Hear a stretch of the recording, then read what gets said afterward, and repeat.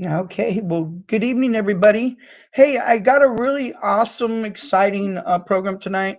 It's kind of been a long time in the preparation, and a friend of mine that I met on Facebook, and I got to hear her testimony, and it just really blew me away. You know how God is so merciful, and how He really just captured this woman of God. And I want her to share a little bit, and it's been an ongoing thing. How we've been almost a year, I think, huh, Nora?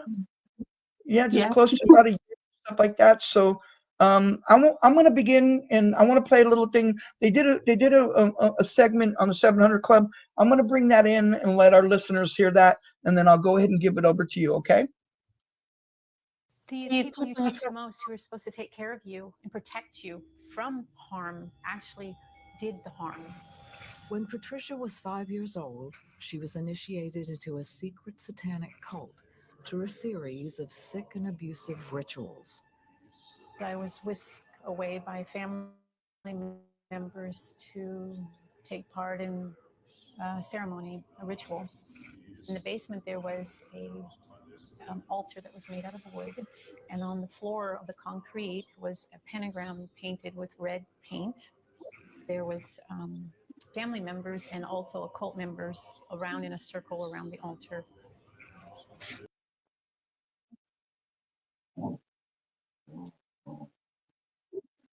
All right, there you go. I just thought I'd throw a little bit of that in there. And from what I understand, it's been a few years back that they did that segment, right? Yes. Okay, So great. that's Well, that segment. I'm Go ahead. I'm not going to take much of your of the time. I'm just going to give it over to you, and just go ahead and just share. So whenever I first reached out to the 700 Club, CBN, Pat Robertson, I wrote them because I thought that they needed to hear my story, and I sent them an email, and I gave an alias name, and they Mm-hmm. contacted me. And there was a woman who took my testimony, and she took maybe a week to. We talked over the phone, and she took my testimony, and then she asked me if I wanted it to be aired, and I said yes. I feel that people need to hear my story. And whenever she went back to conclude it, it had disappeared. It was gone. It evaporated. And she said, in all the years her working for the 700 Club, that's never happened. And Mm. so that kind of put the fear in me, because here I was trying to share my story and then it was gone. But then I knew that it was the enemy doing it. So Right. she said, you want to go through with it? You don't have to. And I go, yes, I do. I really do. And so they sent a crew out for the day to Portland, Oregon area, and they filmed me all day. And we filmed from the House of Mirth, the Heart Change Ministry home, and then at the Clackamas Park there in Clackamas, Oregon. And then they combined everything together in about a 5 or 6 minute segment, which you see on the 700 Club website or on YouTube. Mm-hmm. And shortly after that was aired, I got numerous calls from the 700 Club saying that people were calling in one by one, giving their heart to Jesus, confessing of some of the same type of activities that I had been involved in. They were confessing and asking for forgiveness and being set free. And so Awesome. that in itself was enough for me. And so it's been shared numerous times over the years, and I just kind of set it aside and went on with my life. But the enemy came at that time. My mother passed away. My last child left the nest, and my husband left me. So all in 8 months, those things happened. And I knew that the enemy was angry because I shared my story, and it was Mm. pretty traumatic. And so I haven't really done anything with my story, but the Lord has continued to heal me, and I've continued to be set free from numerous things. So here we Mm. are with Gabriel, and we're going to share some more. Awesome. I thank you. It's interesting because we met, and I had seen your the documentary, and Uh-huh. then we connected, and I reached out to you, And I'm sure you're probably thinking, who is this guy? Yeah. And over time, then we had our conversations and stuff, and I really understood, a little bit of just trauma, because I worked in that women's rehab center for 4 years, and I got to see the trauma that women go through, and from men being the source of it too. Yeah. So learning to be trauma informed, and one of the things that I learned through that is that when a person feels safe, that enables them to actually, it reduces the effect of that trauma. Yes. As you talk today, you're going to talk a little bit about some of the things that you didn't remember, but your physical body remembered. And that's huge in the science of trauma, where you have these, the anxiety and the different things that happen, and stuff like Yes. that. They're even saying that children in the womb, when the mother experiences trauma, that kids can actually have that same effect, Yes. and that they experience in the womb, so it's physiological too, it's not just emotional, Yes, because what happens when you go through a traumatic experience, your mind protects itself, and you don't just not remember that day or month. Sometimes it can be years that your mind blocks it out, and that's what my mind Mhm. did. I couldn't remember things for the first 13 years, but my body would remember. My body would have triggers of anxiety and panic attacks and fear, insomnia, lack of sleep. I was a very, very traumatic.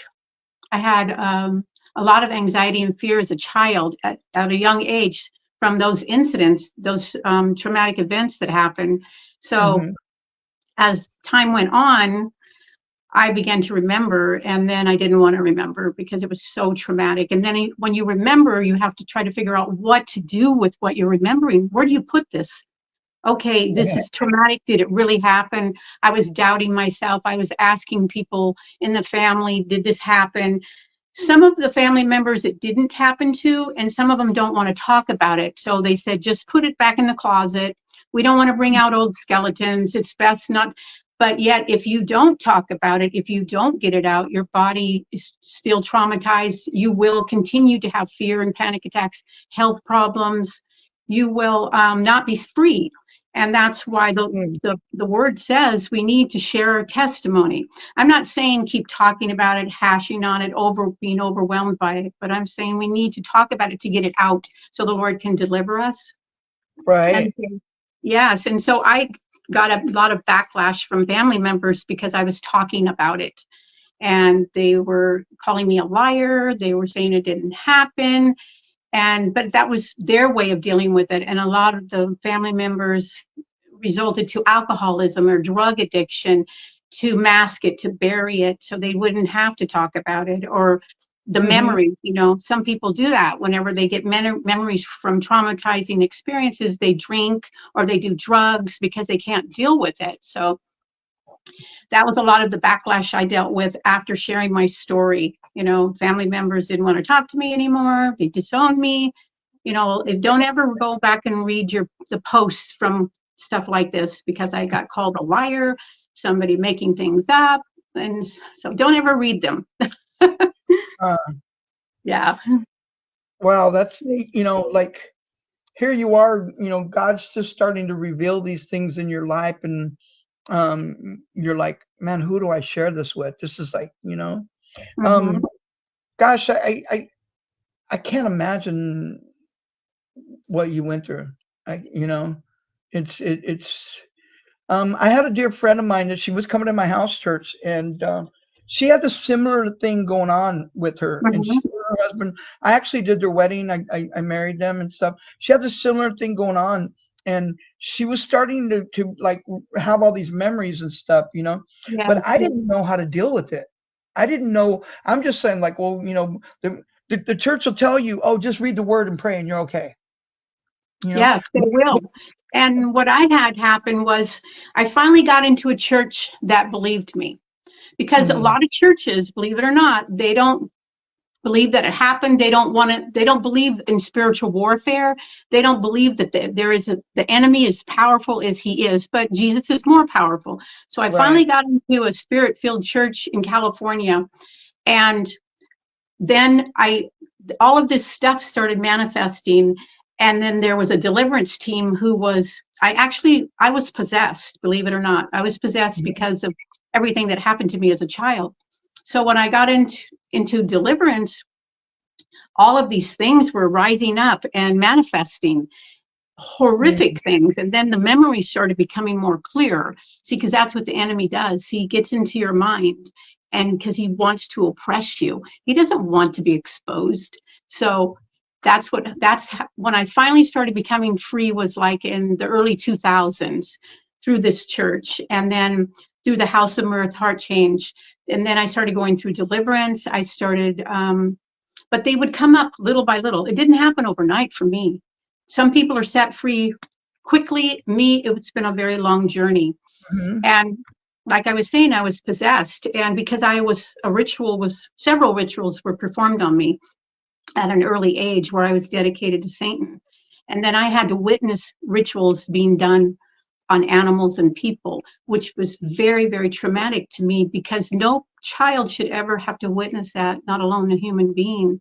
And so being exposed to all of that, what do you do with it as a child, a young child? What do you do with all of that? It's a nightmare. That's what it was. And so I stopped it. I went on with my life, but my life was never stable. I was always so insecure, tried to commit suicide, self-harm, food disorders, cutting, all kinds of things. I became like a sex addict, and I did not know how to say no to men. So I landed in the arms of so many men who abused me.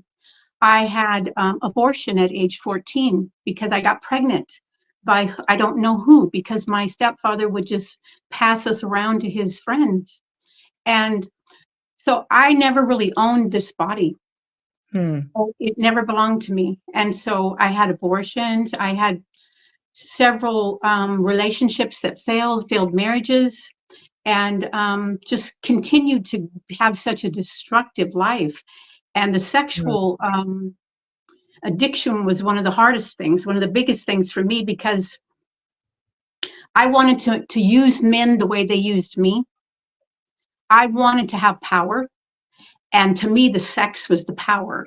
And that became a stronghold in my life that was very hard to get rid of. Other people might have addictions like alcohol, drugs. Mine was sex. And so it's just as hard of a stronghold as any of those other addictions. And so that had been a very long journey after I became a Christian, to surrender my body and my sexuality to the Lord. And that didn't happen overnight either. So I went through Heart Change Ministry and went through several workshops. And there what happens is, if you've ever heard of theophostic prayer, what happens is they go to the root of the trauma, and then they ask and the Lord to come in and they expose the lie. Because like some people, if they've been abandoned as a child, they're going to have rejection. So you go to that root, the rejection, the Lord comes in and exposes the lie, and then they ask the Lord to show you the truth, like something like you're loved, or to show you the truth about the situation, and how the enemy steps in especially with children during traumatic events, and causes so much harm, like what happened to me. So it's been a long journey. But some beautiful, beautiful things have happened. So as I was growing up, I had this reoccurring dream all the time. Going into a house, it's a very large house. I couldn't go upstairs, I couldn't go downstairs. And this is before I had the memories of what had really happened to me in the past, in my childhood. And this dream would happen over the years. I couldn't figure out why. And then after I was saved, became a Christian, the same dream occurred, but this time I could go upstairs and I could go downstairs. The Lord had showed me that he had cleaned the house out. And so I was living in Canby, Oregon at the time, and I had this dream of this woman. I was going to this house, and there was a garage sale going on. And I went to the door, and there was a woman named Jane there, and she was giving me something out of a case. Hmm. And then I woke up, and I felt the Lord telling me, you need to go back to that old house, the old neighborhood that had the rituals. Mm-hmm. And so I go, what? I didn't know if I was dreaming or what, but I said, what? Okay, well, the kids had gone off to school, and I had my day, and I go, okay, Lord, you come with me. So I went back to the old neighborhood. I hadn't been there in years. So I'm praying in the car, and I go up to the door, and I knock, and I said, I'm going through some healing, and this is some traumatic things happened to me as a child in this house. Do you mind if I come in? No, who would do that, right? It had to be the Lord. Huh. And this man answered the door, and he turned to he says to her, Jane, did you hear that?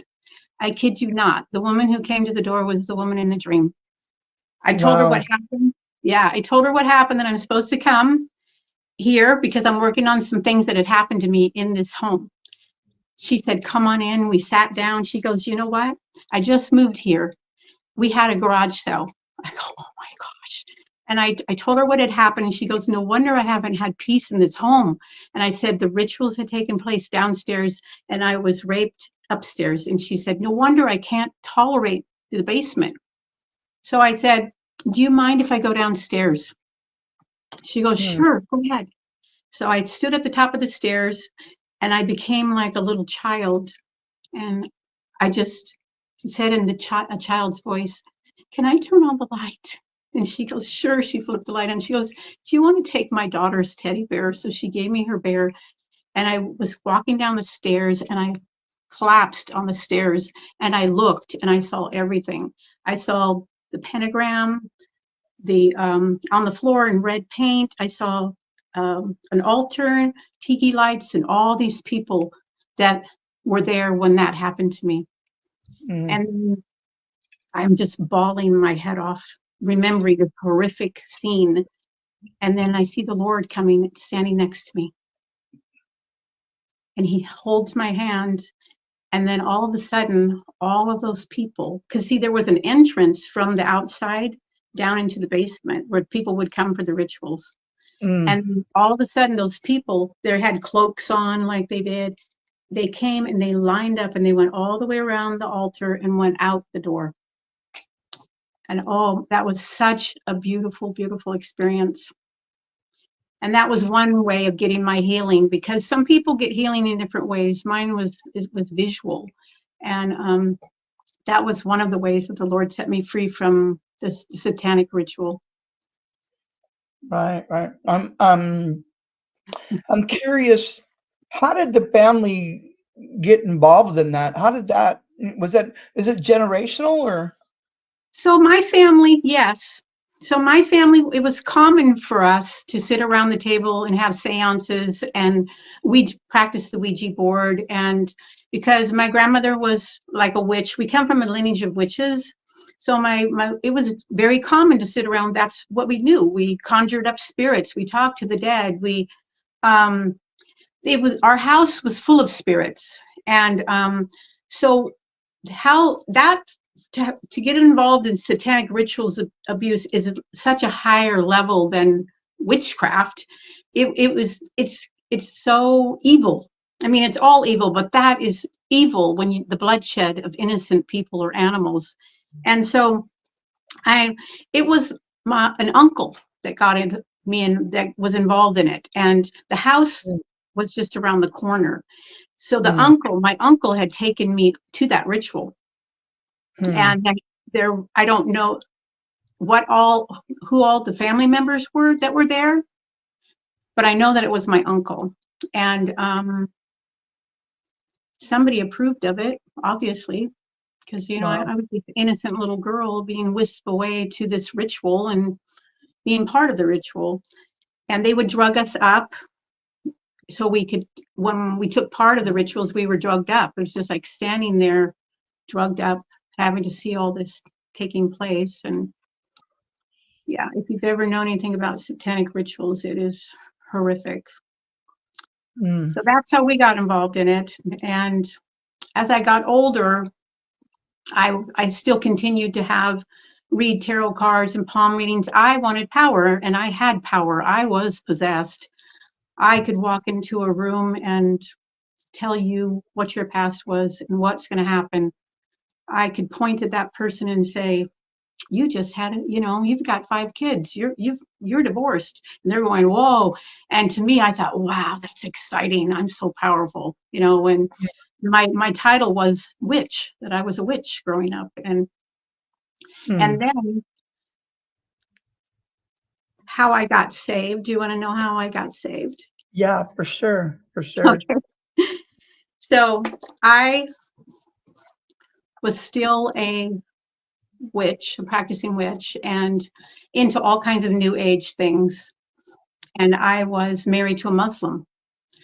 I didn't care about religion, but I was searching because I was still having so much anxiety and panic attacks, searching for answers. And I was 25 and I was still searching at that time, practicing, I tried Islam. It didn't work for me.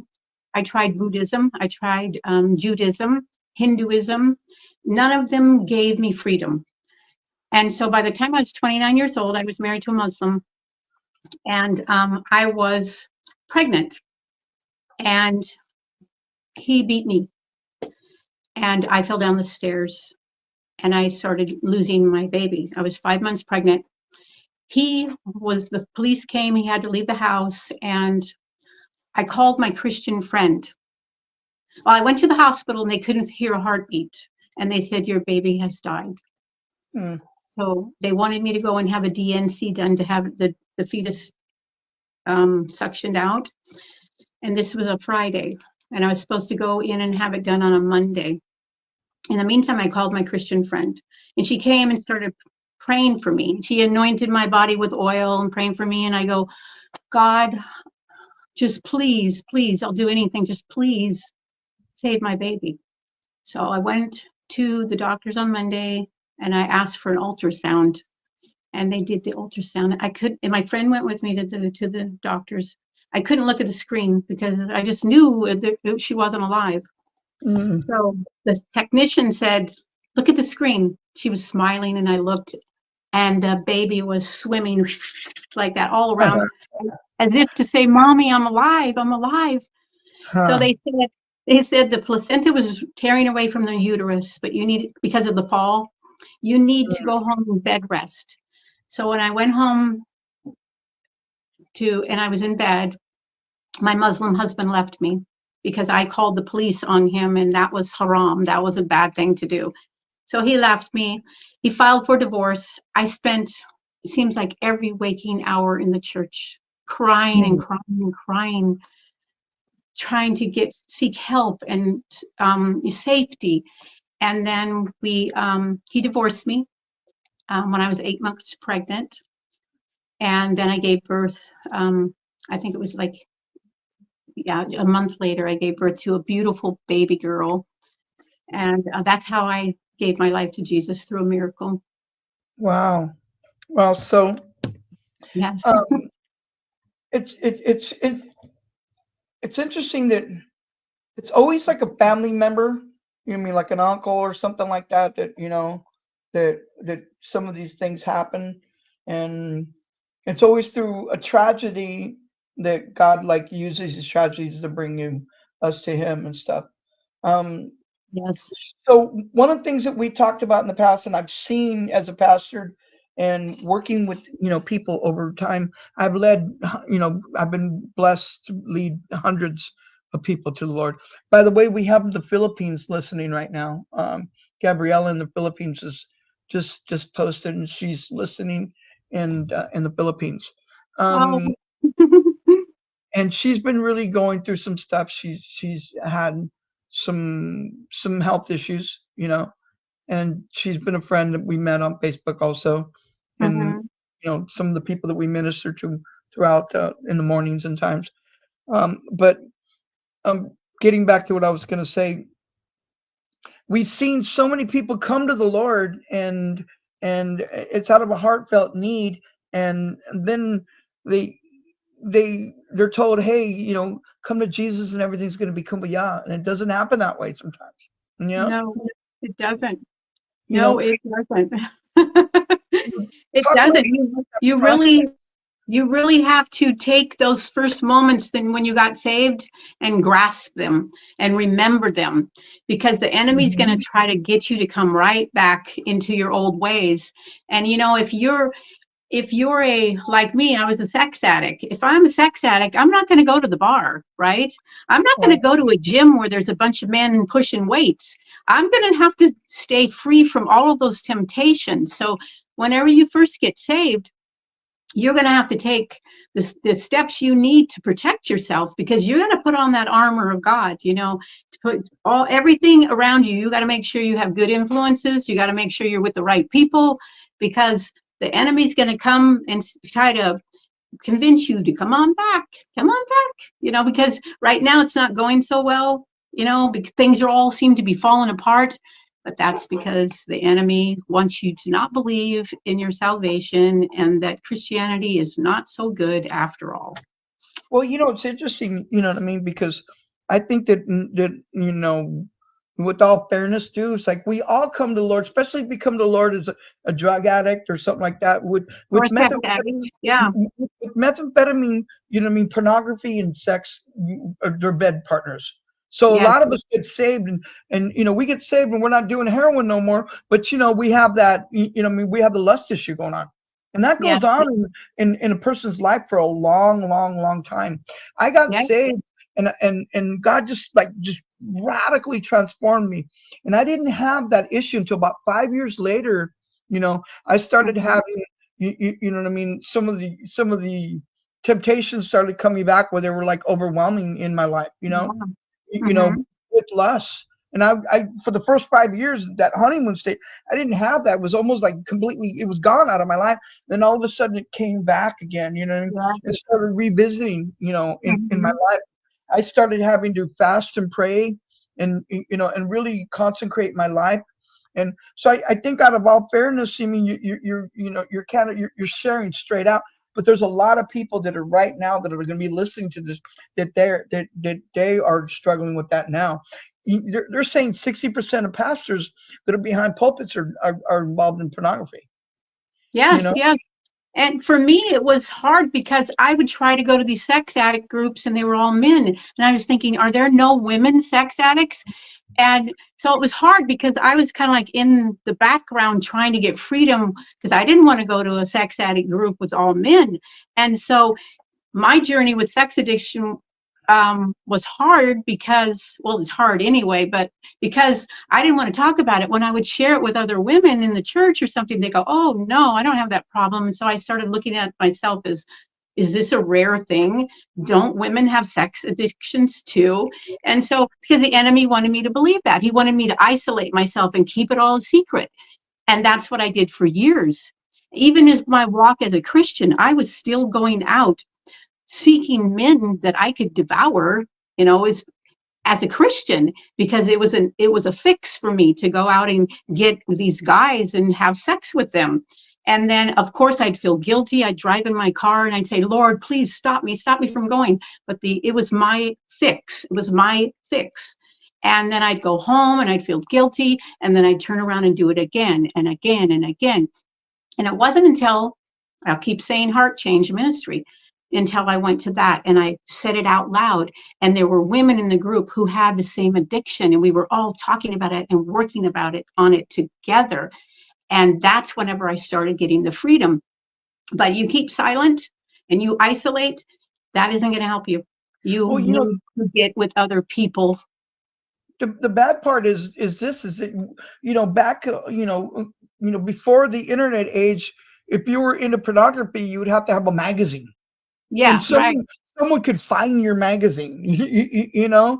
But now it's on the device, and you can find it anywhere. Mm-hmm. Hide in your bathroom somewhere, and or hide somewhere, and you're on your device, and the autonomy of it, that it's so prevalent. I think that too. You hit on a really good point. um, guys can talk about, we have a pornography issue, but Yeah. it equally happens with women, but it's Yes. not being said. And in the church, it's so shameful, Yes. I mean, that everyone wants to hide it, not only guys, but especially in the women's, side, Yes, Well, exactly. It's very shameful. And that's so I think my stronghold, because whenever I went through those rituals and all of the sex things that were involved, there were spirits that came. If right. if anybody knows the incubus and the succubus, those are spirits, sexual spirits, and they would attack me in my sleep. They would attack my body, they attack me sexually. And so there was a lot of manifestation of demonic things through the sexual activity. So that in itself needs deliverance. So pornography can open the door, and also sexual sin can open the door to all kinds of sexual demons. And people are unaware of that. And it becomes such a stronghold, and people truly do need deliverance. And I myself got deliverance from these demonic sexual demons. God, we need your fire. In these days when the love of many have grown cold, we need your fire. God, there's no amount of passion that we can muster up for you that will sustain us until you come, that will sustain us through trials, that will sustain us through the loss of loved ones or cancer, or God, the things that are coming our way towards the church, God. It's not our passion. We need your holy fire. We need a fire that is pure from heaven. In Jesus, you are the great baptizer of fire. Oh, we need your baptism of fire. Come on. Just open up. He's just going to baptize you with himself. He's going to baptize you with himself. He's like, just come into me. Oh, he is fire. He's saying, just come in. He's literally baptizing you with fire right now.